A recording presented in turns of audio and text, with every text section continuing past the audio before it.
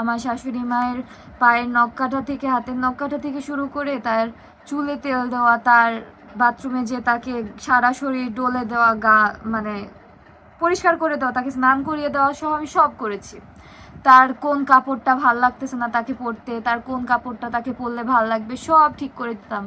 আমি বরঞ্চ আমার হাজবেন্ডকে বলতাম যে তোমার মায়ের শাড়ি লাগবে কিনা জিজ্ঞাসা করো, যা লাগবে এনে দাও। 20 তলার 18 তলায় ছিলাম, ওখানে মাস্টার বেডের সাথে অ্যাটাচড ওয়াশরুম, অ্যাটাচড ব্যালকনি ছিল ওই ফ্ল্যাটে। তো আমার হাজব্যান্ডদের সাথে যেহেতু আমি বাসা দেখছি, তো আমার হাজব্যান্ডকে আমি ফার্স্টে বললাম কি, মা যেহেতু গ্রাম থেকে আসতেছে, মাকে এই অ্যাটাচড রুম, এই মাস্টার বেডটা মাকেই দাও, মার একটু পরিবেশটা মানাতে একটু সহজ হবে, সুবিধা হবে। উনি যেহেতু গ্রাম থেকে আসছে, উনি কখনো শহরে থাকেন নাই।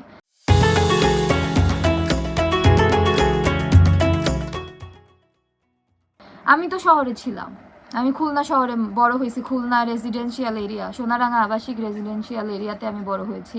ওখানে আমার স্কুল লাইফ শেষ করে যখন বাবার বাসায় আসলাম, 7-8 মাস পরে আমার বিয়ে হয়ে যায়। আমি সারদা সুন্দরী কলেজে পড়তাম। তো আমার হাজব্যান্ডকে বলার পর আমার হাজব্যান্ড বললো কি, তুমি এইটুকু মেয়ে, তোমার তো উচিত ছিল আরও তুমি বলবা যে মাস্টার বেডটা তুমি নিবা, সেখানে তুমি আমার মাকে এটা নিজে থেকে দিতে বলতেছো। বাহ, ভালো। আমিও আশা করছিলাম যে আমার মাকে মাস্টার বেডটা দেবো, ঠিক আছে তাহলে মাই মাস্টার বেডটা নিক। তো মাকে মাস্টার বেড দেওয়া হলো, আর আমরা থাকতাম একটা রুমে। আমাদের হাজব্যান্ড ওয়াইফের কোয়ালিটি টাইম বলতে কিচ্ছু ছিল না, কিচ্ছু না। সকালে ঘুম থেকে ওঠা থেকে শুরু করে ওর মায়ের ডাকে ওর ঘুম ভাঙতো।